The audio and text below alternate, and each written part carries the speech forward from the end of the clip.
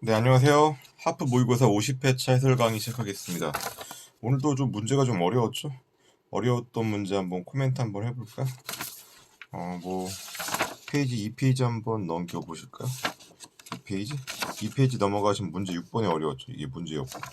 평상시에 잘 안 물어보던 문제를 뭐 일반 민원이 뭔지 기타 민원이 뭔지 원래 민원 처리에 관한 법률이 출제 대상이긴 한데 거의 출제가 안 됐거든요.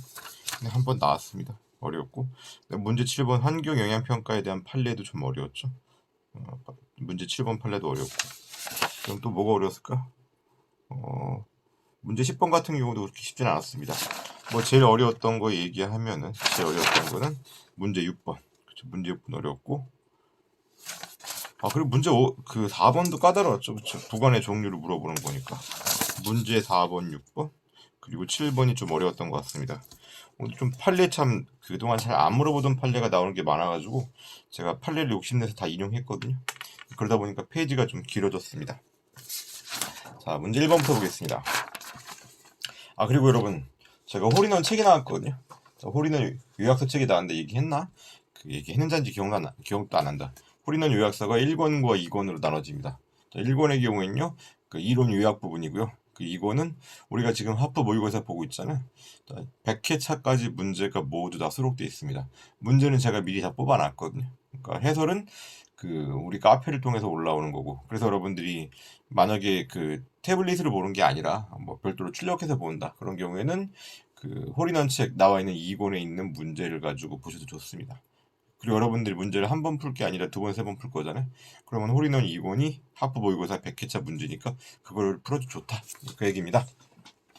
자, 문제 1번부터 볼게요. 다음 중 공법관계에 속하는 것은 모두 몇 개인가? 그럼 공법관계인지 아닌지를 구분해야 되겠죠. 기억이요. 국유재산의 무단 점유자에 대한 변상금 부과. 이거 변상금 부과 처분이죠. 공법관계 중에서 처분에 해당합니다. 자, 니은요. 미지급되는 공무원 퇴직연금의 지급 청구. 이 퇴직연금의 지급에 대한 관한 법률관계는요. 법령상 당연히 결정되거든요. 법령상 당연히 결정되니까 처분 이외 공법상 법률관계. 디귿죠. 시립합창단원의 위촉. 시립합창단원은 계약직 공무원이죠. 계약직 공무원이니까 공법상 계약의 문제죠. 공법상 기획으로서 공법관계. 그 다음에 리료. 공공기관의 운영에 관한 법률에 따른 부정당업자에 대한 입찰 참가 자격 정지. 이거 입찰 참가 자격 정지인데 여러분, 입찰 참가 자격 제한이 법령의 근거를 두고 이루어지면 침익 처분에 대해서 법률 유보 원칙에 적용되는 거니까 처분 맞아요. 그런데 정부 투자기관 같은 경우에는 법령의 근거 없이 사법상 계약 거절의 의사 표시로서 입찰 참가 자격 제한을 할 수도 있습니다. 그러니까 뭘 갖고 물어보는지 보셔야 돼요. 법령상 근거가 나와 있는지 안 나와 있는지. 릴은 나와 있잖아요. 법령상 근거를 두고 이루어지니까 침익 처분이다. 미음은 키워드는 보증금이죠, 여러분. 보증금. 보증금은 사법상 손해배상액의 예정이에요. 여러분들도 노량진에서 고시 공부하는 분들 혹은 자기가 집에 나와 사는 분들 생각해 보세요. 그런 경우는 자기가 부모님 집에 안 살고 월세를 산다. 그럼 보증금 내잖아요. 그 보증금과 다를 바가 없습니다. 그러니까 사법관계. 비읍은 협의취득이니까 사법상 매매죠. 그래서 공법관계에 속하는 것은 기역, 니은, 디귿, 리을입니다. 자, 문제 2번. 행정행위 직권 취소 및 철회에 대한 설명으로 옳은 것만을 고르면, 일단 직권 취소는 성립상 하자고, 철회는 후발적 사유라는 거 알고 있죠. 자, 기억이요. 세금 부과 처분을 취소한 처분. 여러분, 세금 부과 처분을 취소한 처분 언더는 쳐볼까요? 세금 부과 처분이 침익 처분이죠. 자, 침익 처분의 취소니까 무슨 처분이요? 수익 처분이죠. 그 수익 처분의 취소는 수취장입니다. 장래효가 인정되는 거지 소급효가 인정되는 게 아니에요. 침취급 수취장 제가 한번 여러 번 설명했을 겁니다. 자, 니은요. 행정처분을 한 행정청은 원래의 처분을 존속시킬 필요가 없게 된 사정 변경이 생겼다. 중대한 공익상의 필요가 생겼다. 언더는 쳐볼까요? 사정 변경이 생겼거나 중대한 공익상의 필요. 이건 후발적 사유죠. 후발적 사유는 철회 사유죠. 그렇죠. 이런 경우는 철회할 별도의 법적 근거가 없다고 할지라도 이건 뭐요? 원처분 권한 포함설에 대한 설명이고. 그래서 철회할 수 있다. 오케이. 디귿이요. 보건복지부 장관이 어린이집에 대한 평가 인증이 이루어진 이후에 그 다음에 언더는 쳐볼까? 새로이 발생한 사유. 이거 후발적 사유죠? 후발적 사유니까 세 번째 철회죠. 그럼 철회 효과는 여러분 소급효입니까? 장래효입니까? 철회 효과는 나중에 발생한 사유이기 때문에 장래효죠. 소급효가 인정되는 건 취소인 경우. 그래서 세 번째 줄에 평가 인증을 철회하는 처분을 하면서 그 평가 인증의 효력을 과거로 소급하여 상실시키기 위해서는 별도의 법적 근거가 있어야 되겠죠. 그러니까 반대석하면 뭐예요? 별도의 법적 근거가 없다면 소급효가 발생하지 않는다. 리을이요. 면허의 취소 처분에는 그 근거가 되는 법령이나 취소권 유보의 부관 등을 명시해야 되면 물론 이거 이유 제시가 필요하다는 얘기죠. 처분을 받은 자가 어떠한 위반 사실에 대해서 당해 처분이 있었는지를 알 수 있을 정도로 구체적으로 사실을 적시해야 돼요. 이와 같은 취소 처분의 근거와 위반 사실의 적시를 빠뜨렸다면요. 처분을 받은 사람이 나중에 혹은 당시에 취지를 알고 있었다고 할지라도 하자가 치유될 수는 없죠. 여러분, 하자가 치유되는 건 절차상하자죠. 절차상하자이고 언제까지? 소재기 전까지. 그리고 위법성의 정도는 취소 사유고. 그리고 하자가 치유가 되려면요. 소재기 전까지 이유제시가 있어야 돼. 여기는 이유제시 안 했잖아. 이유제시 안 했으면 그러니까 나중에라도 이유제시를 해야 된다고. 이유제시가 없으면 이유제시 하자는 상대방이 알고 있었다는 것만으로는 치유되지 않습니다. 문제 3번이요. 법규 명령에 대한 설명으로 옳지 않은 것은 동그라미 1번. 헌법재판소는 국회 입법에 의한 수권이 권한을 수여한다는 얘기죠. 그러니까 법원이요. 입법기관이 아닌 행정기관에도 권한을 수여할 수 있어요. 물론 그 권한 수여할 때는 포괄 위임은 금지가 되죠. 법률 등으로 구체적인 범위를 정하여 위임한 사항에 대해서는 당해 행정기관에게 법 정립의 권한이 부여된다. 이때 당해 행정기관에게 권한이 부여된 게 뭐라고 불러요? 행정입법이죠. 행정입법. 행정입법 중에서 법규 명령을 얘기하는 거죠. 행정규칙은 뭐 내부적인 사무처리 기준이니까 위임 안 받아도 돼요. 하지만 법규 명령의 경우에는 위임이 필요하다. 동그라미 2번. 긴급 명령이나 긴급 재정 경제 명령. 이거 법규 명령이긴 하지만 법률과 동위의 효력을 갖고 있죠. 이건 다만 국회 입법권에 대한 뭐랄까 침해에 해당하기 때문에 국회 승인을 받아야 돼요. 승인을 못 받게 되면 그때부터 효력을 상실하는 겁니다. 소급하여 효력을 상실하는 건 아니에요. 동그라미 3번. 집행명령은 상위법령의 집행을 위해서 필요한 사항, 절차와 형식이죠. 법률 또는 상위법령의 위임에 의해 직권으로. 이 부분이 틀렸어요. 위임을 안 받아도 돼. 여러분, 법규 명령은 그 내용에 따라서 위임명령과 집행명령으로 나눠지죠. 위임명령의 경우에는 상위법령의 명시적인 위임이 필요하거든요. 그런데 집행명령의 경우에는 위임이 없더라도 가능합니다. 동그라미 4번이요. 헌법재판소는 헌법이 인정하고 있는 위임입법의 형식을 열거가 아니라 예시에 불과한 것으로 보죠. 그렇기 때문에 법률이 법규 명령에 위임을 하는 게 아니라 직접 행정규칙에 위임하는 것도 가능합니다. 문제 4번이요. 행정행위와 그에 붙여진 부관의 종류를 연결시키는 것으로 가장 옳지 않은 것은 동그라미 1번이요. 3개월 이내 공사에 착수하지 않으면 그 효력을 상실한대요. 이런 부관을 붙인 공유수면 매립면허다. 그럼 공유수면 매립면허 일단 효력 발생했죠. 가고 있는 거야. 고고. 가고 있다가 조건 성취된다. 3개월 이내에 공사에 착수하지 않으면 효력 상실된다. 그럼 고하다 뭐로 바뀌는 겁니까? 스탑으로 바뀌는 거죠. 고 스탑이라니까. 고 스탑은요. 해제 조건이죠. 정지 조건은 뭐예요? 스탑 고예요. 정지 조건은 일단 스탑.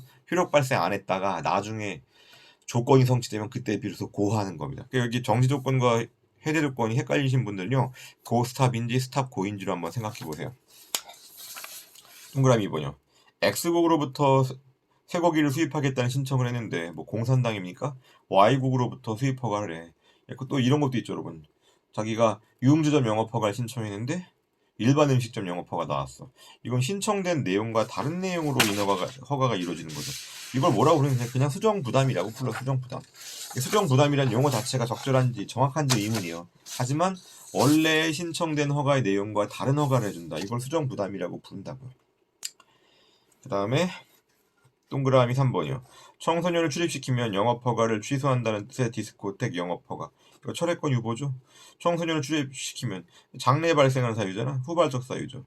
근데 여기서 취소라는 거는 강학상으로는 철회에 해당하는 거죠. 철회권의 유보 맞습니다. 제가 수업 시간에 많이 했던 거 뭡니까? 성매매하다 적발되면 숙박과 면허 취소한다. 같은 내용이죠. 동그라미 4번. 격일제로 하는 택시 영업허가. 택시 영업허가 받으면 택시를 1년 365일 운행할 수 있는 거죠. 그런데 격일제로 한대. 그러면은 택시를 운행할 수 있는 효과를 절반만큼, 1년 365일 중에 절반만큼 못하게 하는 거잖아요. 그러니까 법률 효과 일부 배제라고 부르는 거고요. 요 4번의 동그라미 2번 이 수정부담에 대해서 기본서에다가 뭐 적어놓긴 했거든요. 그러니까 수정부담이란 게 보다 당초에 신청된 허가와 다른 종류의 허가를 해주는 거를 수정부담이라고 부른다. 사실 부담이라고 볼 수 없죠. 개념 자체가 용어 자체가 정확한지는 의문입니다. 자, 5번이요. 행정의 실효성 확보 수단으로서의 이행강제금에 대한 설명. 이행강제금 침익행정이죠. 그러니까 법률 유보 원칙에 적용되죠. 동그라미 2번. 형사처벌과 이행강제금 병과될 수 있죠. 병과 안 되는 건 형사처벌을 여러 번 하는 게 안 되는 겁니다. 동그라미 3번. 대체적 자기 의무 위반에 대해서도 이행강제금 부과할 수 있고 대표적인 게 건축법상 이행강제금이죠. 동그라미 4번 바로 나왔네. 건축법상 이행강제금은 어때요? 이행할 때까지 반복하여 부과 징수할 수 있는 거죠. 물론 뭐 100번, 200번 할 수 있는 건 아니고요. 2년 내에 5번의 범위 내에서 할 수 있습니다. 그 다음에 2년 내 5번이 아니라 1년 내 2회 범위 내에서 총 5회까지. 뭐 건축법의 내용이니까 이 내용 자체가 문제 1년 내 2회인지 언제인지 그걸 문제를 물어보진 않겠지만 그래도 한번 5번의 동그라미 4번 해설 한번 볼까요? 두 번 주제 코멘트요. 1년 내 2회 범위 내에서. 그리고 건축법 80조 4항 보시게 되면요. 언더라인 치고 그 다음 볼까요? 총 부과 횟수가 뭐 5번을 넘지 않은 범위 내에서. 6번이요. 6번이 좀 어려웠죠. 신청에 대한 기술로 옳은 것은 동그라미 1번. 행정청에 대해서 처분을 구하는 신청 문서주의가 원칙이죠. 문서주의가 원칙인데 다만 여러분 어때요? 개별법에 다른 규정이 있으면 구술로도 가능해. 어떤 거 있었죠? 구술로도 가능한 거. 정보공개법상 정보공개 청구. 그리고 일반 민원은 여러분 정식의 민원이기 때문에요. 이거는 문서라는 게 원칙입니다. 구술이나 전화로 하는 건 전화로 지금 누가 뭐 우리 동네에요 뭐가 쓰레기가 엎어졌어요. 뭐 쓰레기통이 쏟아져가지고요 교통체증 발생했어요. 와서 치워주세요. 이런 게 여러분 구술로 하는 기타 민원입니다. 6번의 동그라미 1번에 해당하는 부분 해설 보시게 되면요. 저도 지금 모니터를 켜고 있습니다. 6번의 동그라미 1번 제가 코멘트 달아놓은 거 보면 일반 민원이 아니라 기타 민원의 신청을 구술 또는 전화로 할 수 있는 거라고. 지금 앞에 무슨 돌이 떨어져 있어요. 치워주세요. 그 다음에 하수구 역류해서 치워주세요. 이렇게 얘기하는 거죠. 일종의 애로사항을 해결해달라고 신청한다고 생각하면 될 것 같아요. 민원 처리에 관한 법률 2조 보니까 4호 나왔죠. 법정 민원 블라블라 이외에 단순한 행정 절차 요건 등에 대한 상담 설명. 그 다음에 뒷부분 보니까 어때요? 가장 자주 발생하는 거죠. 일상생활에서 발생하는 불편사항. 이건 곧바로 전화할 수 있겠죠. 그리고 8조 보니까 뭐라고 나왔어요? 기타 민원은 구술 또는 전화로도 할 수 있다. 6번 동그라미 2번이요. 신청에 대해서 서류 등이 미비하면 보완 요구를 해야지 바로 접수를 거부할 수 있는 건 아닙니다. 6번의 동그라미 2번, 6번의 동그라미 3번과 비교해보세요. 흠결된 서류의 보완이 주요 서류의 대부분을 새로 작성함이 불가피해서 사실상 새로운 신청이래요. 그럼 사실상 새로운 신청을 하도록 안내를 해야 되겠죠. 그렇기 때문에 이런 경우에는 애초에 잘못된 신청이죠. 여기 좀 접수를 거부할 수 있습니다. 예외적으로. 이것도 제가 적어놓은 거 코멘트 적어놓은 거 보세요. 보게 되면요. 흠결된 서류의 보완이 사실상 새로운 신청에 해당한다면 기존 신청의 접수를 반려하고 새로운 신청을 하도록 처리하는 것이 맞다. 자, 그 다음에 6번 같은 경우는 좀 낯선 지문이긴 한데 또 설명 듣고 나면 그렇게 아예 납득이 안 되는 건 아니거든요. 6번의 동그라미 1번 같은 경우는 민원 처리에 관한 법률 잘 안 나오던 법률이 나왔으니까 이번 기회 확인한다고. 그리고 여러분 계속 얘기하지만 제가 하프되는 건 다 기출이에요. 기출이기 때문에 또 나와도 이상하지 않습니다. 그리고 6번의 동그라미 3번 같은 경우도 잘 보던 판례 아니잖아요. 잘 보던 판례 아니니까 흠결된 서류의 보완이 새로운 신청과 다름없다. 그러면은 기존의 신청은 반려를 하고 새로운 신청 절차를 진행하도록 해야 된다. 자, 이제 7번 넘어가겠습니다. 6번 동그라미 4번 봐야 되겠다. 신청인은 신청서가 일단 접수되면 신청한 내용을 보완하거나 변경, 취할 수 없다. 아니죠. 신청서에 대한 수리 전까지는 아직 법률 효과가 발생하지 않았죠. 그럼 법률 효과 발생하기 전까지는 보완, 변경, 처리가 가능한 거죠. 그 다음에요. 7번이요. 환경영향평가에 대한 설명으로 옳지 않은 것은. 이것도 여러분 환경영향평가에 대한 법리를 판례를 싹 다 모아놓은 거죠. 동그라미 1번은요. 두 번째 중간 보시면 환경영향평가 대상적 안해주민이죠. 이것만 언더를 칩시다. 환경영향평가 대상적 안해주민. 이들의 이익은 밑에 줘요. 개별적으로 보호되는 직접적 구체적 이익. 그러니까 법률상 이익이란 얘기죠. 법률상 이익은 계직구잖아요. 개별적 직접적 구체적으로 보호되는 이익이다. 동그라미 2번이요. 환경영향평가를 거쳐야 되는데 환경영향평가를 거친 바 없대요. 그러면 밀란이 일어납니다. 밀란. 지역주민들이 뒤집어져요. 그러니까 그 하자는 당연 무효 사유다. 동그라미 3번은요. 환경영향평가 절차를 거치긴 했대. 내용이 다소 설사부실하다고 하더라도 그 부실이 환경영향평가를 안 거친 정도 거기에 이르지 않는 한 당해 처분이 위법하게 되는 것은 아니다. 그러니까 취소 사유도 없다는 내용이에요. 그리고 동그라미 4번이요. 국립공원관리청이 국립공원 집단 시설지구 개발 사업 관련돼서 처분을 함에 있어서 환경부 장관과 협의를 거쳤대요. 협의를 거치도록 규정돼 있대요. 꼭 환경부 장관은 의견에 따라야 되는 건 아니에요. 여러 가지 뭐 공익사업 시행할 때요. 관계부처에서 동의하는 경우도 있고 동의 안 하는 경우도 있고 반대 의견을 표시하는 경우도 있죠. 만약에 동의를 반드시 받아야 된다고 나왔으면요. 동의를 안 거쳤으면 효력이 없어요. 그런데 단순히 협의만 거치다. 이게 절차만 거치면 된다라고 규정되어 있는 경우에는 그 의견에 반하는 처분을 해도 위법하지 않다는 게 결론입니다. 그리고 여기서 나와 있는 환경부 장관과의 협의는 절차를 거치기만 하면 된다라는 게 판례 입장이고요. 평상시에 못 보던 판례니까 정리하세요. 7번 동그라미 4번도 제가 코멘트 달아놨잖아요. 환경부 장관과 협의를 거치면 충분하다고요. 의견에 반드시 따를 필요는 없다는 것이 이 판례의 취지예요. 그 판례가 옳고 그름은 우리가 판단할 건 아닙니다. 8번이요. 다음 중 옳지 않은 것은 동그라미 1번. 판례에 따르면 어권 면허에 선행하는 우선순위 결정은 강학상 확약이죠. 확약은 처분성이 없죠. 동그라미 2번. 대집행 개고 처분을 하려면 대체적 자기 의무여야 되는데 다시 한번 뭐라고요? 자기 의무로 해야 돼. 부자기 의무 위반에 대해서는 금지 의무 위반에 대해서는 대집행이 안 되는 거예요. 그럼 부자기 의무 위반은 어떻게 돼요? 자기 의무 위반으로 바꿔야 되겠죠. 그럼 자기 의무 위반으로 바꾸려면 별도의 전환 규범이 필요한 겁니다. 동그라미 3번이요. 판례에 따르면 손실보상의 원인이 공법적이다. 손실의 내용이 사건이라고 할지라도 그 손실보상 청구권은 공법상 권리로 본다. 아니 여러분. 판례는요. 손실보상 청구권은 원칙적으로 사건으로 봅니다. 이게 손실 피해를 입은 사람이 피해를 끼친 사람한테 물어달라는 얘기이기 때문에 이건 민사관계에서도 충분히 발생할 수 있는 거잖아요. 다만 예외적으로 판례가 손실보상 청구권을 공권으로 봐서 당사자 소송으로 가라고 한 판례들이 몇 개 있죠. 8번 동그라미 3번도 코멘트 한번 보세요. 제가 적어놨잖아요. 원칙적으로는 사건으로 보는데 하천법상 손실보상 청구권, 그 다음에 토지보상법상 농업손실보상, 영업손실보상, 주거이전비 보상, 이 경우에는 공권으로 판단하고 있다. 동그라미 4번이요. 행정행위 하자 관련돼서 중대 명백설에 대한 비판은 주로 명백성 요구를 둘러싸고 전개된다. 여러분 하자가 중대 명백하면은 무효사유라는 거 우리가 알고 있잖아요. 중대 명백에서 중대성이 요구된다. 무효사유라면 일단 중대해야 된다. 여기는 이론의 여지가 없어. 그런데 명백성까지 요구되느냐에 대해서 다양한 견해가 대립됩니다. 중대설은 뭐예요? 중대하기만 하면. 명백성 보충요건설은요. 원칙적으로 중대하기만 하면 충분하고 명백성은 보충적으로 요구될 뿐이다.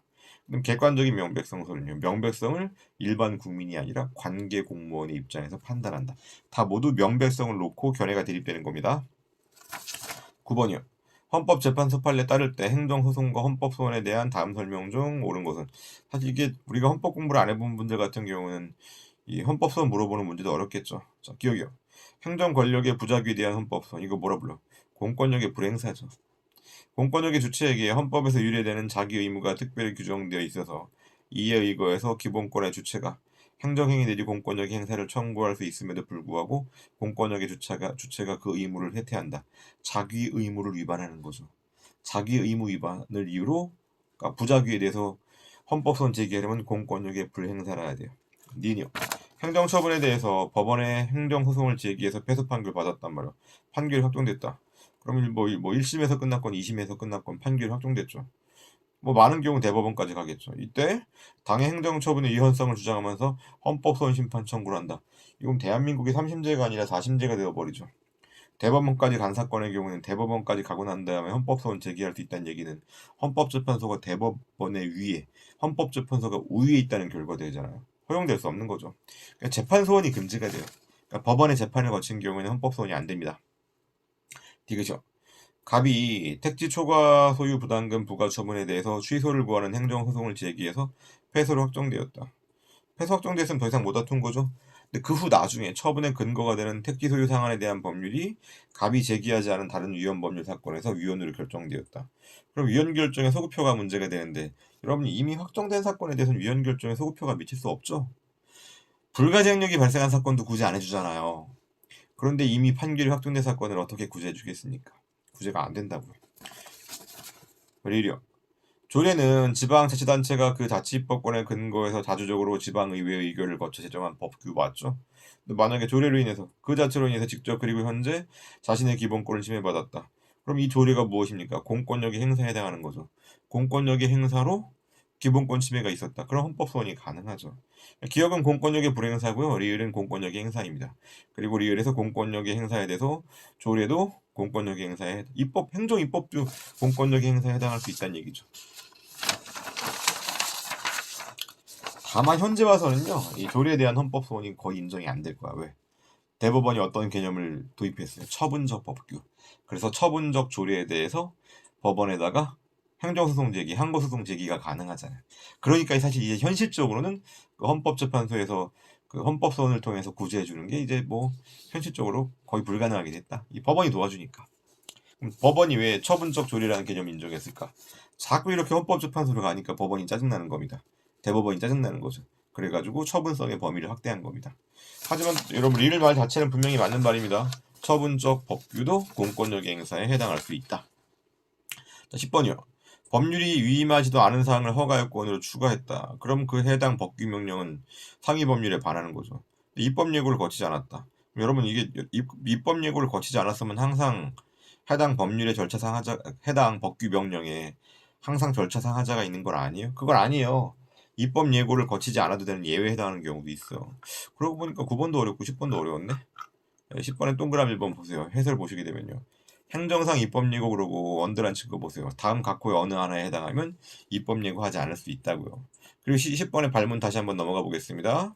입법 예고도 거치지 아니하고 그런 행정 시행규칙에 근거해서 허가청이 가배 허가 신청에 대해서 시행규칙에 정한 요건을 갖추지 못했네요. 라는 이유로 불허가 처분을 한 경우에 대한 설명. 동그라미 1번. 위 시행규칙은 입법 예고를 거치지 아니한 것으로서 무효이다. 이게 판례 일관된 입장이다? 그렇지 않죠. 입법 예고 예외 사유에 해당할 수 있어요. 동그라미 2번이요. 위임한 길을 벗어난 법령은 그러니까 위임한 길을 벗어났으면 어때요? 상위법에 반하는 거죠. 그럼 무효에 무효. 행정입법은 하자가 있으면 무효입니다. 무효와 취소의 구별은 행정행위, 처분에서만 가능해요. 그 밖의 행정 영역은요. 위법하면 무효예요. 그렇기 때문에 위임한 기회를 벗어난 법령은 무효입니다. 공정력이 인정되지 않는다고요. 공정력은 어디에서만? 행정행위에서만 인정된다. 동그라미 3번. 위 불허가 처분에 대해서는 헌법재판소에 대해서 위헌 무효 결정을 거쳐서 행정소송을 통한 권리 구제가 가능하다? 지금 문제가 되는 게 뭡니까? 10번. 그 법률이 위임하지 아니한 사항을 허가 요건으로 규정한 시행 규칙이 문제가 되는 거죠. 그럼 명령 규칙에 대한 위헌 심사를 받으면 되네요. 명령 규칙에 대한 위헌 심사 어디서 합니까? 법원에서 하죠. 그렇기 때문에 헌법재판소 갈 이유가 없는 겁니다. 그래서 법원에 소송을 제기하면서 애초에 근거 법규가 잘못되었다라고 명령 규칙에 대한 위헌 심사를 청구하면 된다. 동그라미 4번이요. 위 불허가 처분에 대한 취소 판결이 있게 되면 처분청은 판결의 취지에 따라서 다시 이전의 신청에 대한 처분을 해야 된다. 불허가 처분에 대한 취소 판결은 우리가 인용 판결이라고 부르는 거죠. 인용 판결이 확정되었다. 그러면 기속력이 발생하죠. 기속력에 따른 의무 세 가지죠. 반재결, 반복 금지 의무, 재처분 의무, 그리고 결과 제거 의무. 여기서 뭐가 문제가 되는 겁니까? 두 번째 줄에 다시 이전의 신청에 대한 처분을 하라 그랬으니까 이건 재처분 의무죠. 왜 재처분 의무요? 문제 10번에서 발문에서 네 번째 줄 보니까 불허가 처분이라고 나왔잖아요. 불허가 처분이 뭐예요? 거부 처분이잖아. 거부 처분과 절차 위법은 재처분 의무예요. 거절제입니다. 그러니까 적극적인 처분의 침입 처분의 경우에 반복 금지 의무가 문제가 되는 거고 소극적인 침입 처분 그러니까 거부 처분의 경우에는 재처분 의무가 적용되는 영역입니다. 자, 오늘도 만만치 않았습니다. 만만치 않은 문제 잘 정리하시기 바랍니다. 수고하셨습니다.